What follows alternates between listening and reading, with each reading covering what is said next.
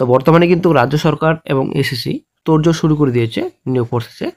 দ্রুত যেন নিয়োগ প্রসেস কমপ্লিট হয়, এটা কিন্তু সুপ্রিম কোর্টেরও নির্দেশ, এবং রাজ্য সরকার এসএসসিও কিন্তু তোড়জোড় শুরু করে দিয়েছেন। ঠিক আছে, দ্রুত নিয়োগ প্রসেস কমপ্লিট করতে হবে। তো সেই মতো বন্ধুরা অক্টোবর মাসে শেষের দিকে কিন্তু রেজাল্ট প্রকাশিত করবে কমিশন, এবং নভেম্বর মাস থেকে ইন্টারভিউ শুরু করবে।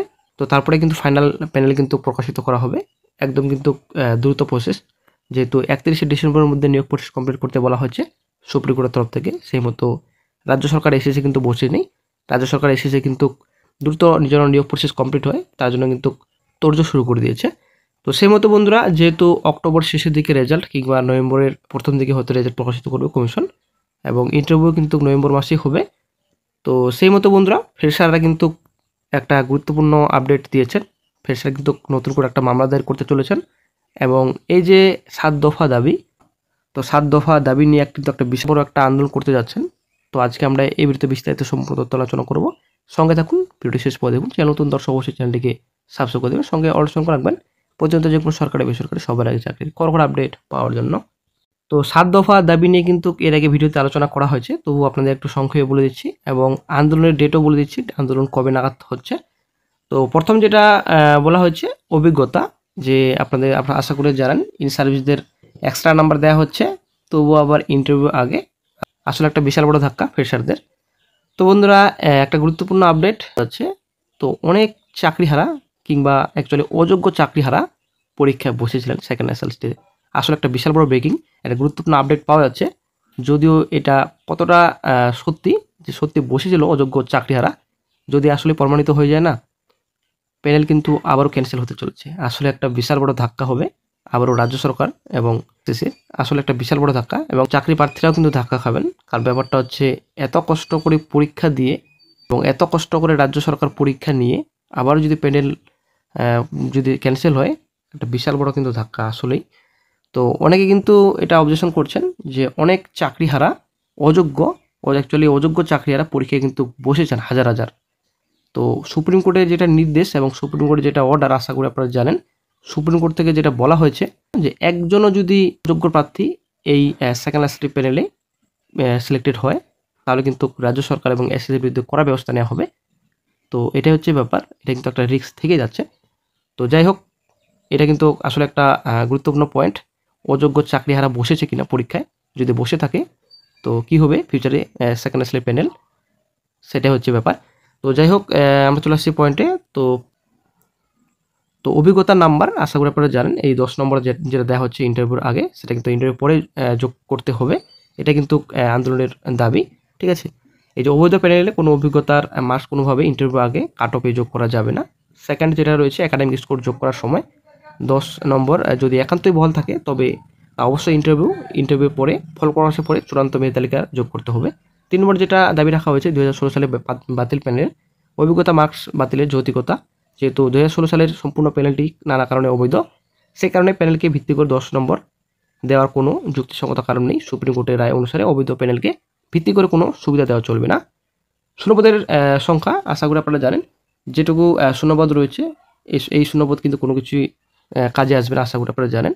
ইন সার্ভিস প্রচুর রয়েছে এখানে। তো শূন্যপদের সংখ্যা বৃদ্ধি করতে হবে, এটা 6 লক্ষ চাকরি প্রার্থীর স্বার্থে শূন্যপদের সংখ্যা যোগ্যভাবে ন্যূনতম 1 লক্ষ করতে হবে। কারণ এই সরকারের গত 13 বছরে কোনো এসএলএসটি নিয়োগ হয়নি, প্রয়োজনে বন্ধ স্কুলগুলি চালু করতে হবে। 5 নম্বর যেটা দাবি রাখা হয়েছে, রাজ্যের ফ্রেশারদের সুযোগ সুনিশ্চিত করতে হবে। তো আশা করি আপনারা জানেন, ইন সার্ভিসদের এক্সট্রা নাম্বার দেওয়ার পর ফ্রেশারদের চাকরি কিন্তু অনিশ্চিত, আশা করি আপনারা জানেন। তো 6 নম্বর যেটা দাবি রাখা হয়েছে, পরীক্ষা ও কাট অফ মার্কস অসঙ্গতি। তো পরীক্ষা কাট অফ মার্কসে আপনারা আশা করি একটা আপডেট পাচ্ছেন, যে 7 নম্বরের লিখিত পরীক্ষার জন্য কাট অফ মার্কস 60-এর মধ্যে সীমাবদ্ধ রাখতে হবে। 60-এর পরীক্ষায় 80-তে কাট অফ মার্কস এমন অবাস্তব অনৈতিক সিদ্ধান্ত অবিলম্বে প্রত্যাহার করতে হবে। এবং এই যে একটা গুরুত্বপূর্ণ পয়েন্ট 7 নম্বর, ইন্টারভিউতে সিসিটিভি নজরদারি একটা ব্যবস্থা করতে হবে। ঠিক আছে, অনেক বিনিয়োগ হচ্ছে, এই বিনিয়োগ রুখতে কিন্তু এই ব্যবস্থা কিন্তু নেওয়া উচিত শিগগিরই। এবং এই যে অডিও এবং ভিডিওগ্রাফি সংরক্ষণটা করে রাখতে হবে এসএসসিকে, সেটা কিন্তু দাবি রাখা হচ্ছে। তো একটা কিন্তু কেস ফাইল করার ঠিক করা হচ্ছে, হয়তো আজকালের মধ্যে কেস ফাইল একটা গুরুত্বপূর্ণ আপডেট পাবেন। তো ফ্রেশাররা কিন্তু কেস ফাইল করতে যাচ্ছেন, তো দেখা যাক কী গুরুত্বপূর্ণ আপডেট ফিউচারে পাওয়া যায়। তো আশা করি আপনারা বুঝতে পারলেন, এই 7 দফা দাবি নিয়ে কিন্তু আগামী 14 তারিখ, ঠিক আছে 14ই অক্টোবর নবান্ন অভিযান করা হবে। তো পরিচালনায় 2025 সেকেন্ড এসএলসি ফ্রেশার। তো ফ্রেশার চাকরি প্রার্থীরা কিন্তু 14ই অক্টোবর আন্দোলন করবেন নবান্ন অভিযান। তো অবশ্যই যারা পরীক্ষা দিয়েছেন, যারা চাকরি প্রার্থী, তো অবশ্যই 14ই অক্টোবর নবান্ন অভিযানে সামিল হবেন। এটা কিন্তু আপনাদের রিকোয়েস্ট করা হচ্ছে এবং আপনাদের কিন্তু অধিকার, ঠিক আছে, আপনাদের অধিকার কিন্তু চিনে নিতে হবে। তো শূন্য পদের ব্যাপার রয়েছে এখানে এক্সট্রা যে 10 নম্বর যে দেওয়া হচ্ছে সেটা ইন্টারভিউ আগে দেওয়া হচ্ছে। অনেক কিছু অবজেকশন রয়েছে 7 দফা দাবি। তো 7 দফা দাবি নিয়ে কিন্তু ভিডিওতে আলোচনা করা হলো। সেই 7 দফা দাবি নিয়ে কিন্তু আন্দোলনে নামা হবে 14ই অক্টোবর। তো অবশ্যই আপনারা মনে রাখবেন 14ই অক্টোবর অবশ্যই আপনারা সামিল হবেন। যারা ফ্রেশার চাকরি প্রার্থী রয়েছেন তো অবশ্যই আন্দোলনে যোগদান করবেন, আন্দোলন যেন সফল হয় এবং একটা গুরুত্বপূর্ণ আপডেট যেন পাওয়া যায়। এবং এই যে সেকেন্ড লাস্ট বিষয় নিয়ে একটা মামলা দায়ের হতে চলেছে, এই মামলাও খুব শীঘ্রই করা হবে এবং নবান্ন অভিযানও করা হবে। তো অবশ্যই নবান্ন অভিযান যেন সফল হয় সেই ব্যবস্থা কিন্তু আপনাদের করতে হবে। অবশ্যই আপনারা হাজির হবেন নবান্ন অভিযানে। তো বন্ধুরা এদিকে সিডি, তো গ্রুপ সি গ্রুপ ডি কিন্তু ফুল নোটিফিকেশন এখনও প্রকাশিত করেনি কমিশন। তো একটা গুরুত্বপূর্ণ আপডেট পাওয়া যাচ্ছে যে অক্টোবরের শেষ থেকে, ঠিক আছে, অক্টোবরের শেষের দিকে কিন্তু আবেদন শুরু হতে পারে, এমনটা কিন্তু গুরুত্বপূর্ণ আপডেট একটা পাওয়া যাচ্ছে। তো গতকালকে কিন্তু এটা নিয়ে ভিডিও অলরেডি তৈরি করা হয়েছে। তো অবশ্যই এবার দেখে নেবেন, যারা এখনও দেখেননি অবশ্যই দেখে নেবেন সিডি নোটিফিকেশন কবে না প্রকাশিত হতে পারে এবং অনলাইন আবেদন স্টার্ট কবে থেকে শুরু হতে পারে। তো গতকালে কিন্তু ভিডিওতে আপডেট দেওয়া হচ্ছে, অবশ্যই আপনারা দেখে নেবেন। তো আশা করি আপনারা এটাও জানেন বন্ধুরা যে কিছুদিন আগে কিন্তু একটা আন্দোলন করা হয়েছিল। তো সেই আন্দোলনে কিন্তু পরিষ্কার বলা হয়েছে কমিশনের তরফ থেকে যে বেশি বেশি করলে কিন্তু ভ্যাকেন্সি আরও কমিয়ে দেওয়া হবে, 35 থেকে 14,000 করা হবে, ঠিক আছে। তো আসলে একটা বিশাল বড় দুঃখের ব্যাপার আমাদের চাকরি প্রার্থীদের জন্য, কারণ আমরা কিন্তু বেকার চাকরি প্রার্থী, ঠিক আছে। আমরা কোথায় যাব কি করব সেটা কিন্তু রাজ্য সরকারকে দেখতে হবে। কারণ ব্যাপারটা হচ্ছে এতদিন ধরে কোনো রকম নিয়োগ কিন্তু করা হয়নি। আশা করি আপনারা জানেন নিয়োগ কিন্তু বন্ধ ছিল। এদিকে ওবিসি ম্যাটার, অন্যদিকে করোনা ছিল এর আগে। তো অনেক ব্যাপার নিয়ে কিন্তু নিয়োগ আটকে ছিল, নিয়োগ কিন্তু কোনো রকম হয়নি। তো বিশেষ করে ওবিসি ম্যাটারের জন্যই কিন্তু নিয়োগ প্রসেস আটকে ছিল। তো যদিও এখন নিয়োগ প্রসেস কমপ্লিট করছে, প্রসেসিং স্টার্ট করেছে রাজ্য সরকার। তো কী হবে ফিউচারে সেটা হচ্ছে ব্যাপার। চাকরির অবস্থা খুব খারাপ রাজ্যে, আবার মামলার উপর মামলা কি হবে সেটা হচ্ছে ব্যাপার। অলরেডি 26,000 চাকরি বাতিল করা হয়েছে, এদিকে 32,000, অ্যাকচুয়ালি প্রাইমের কথা বলছি আমি।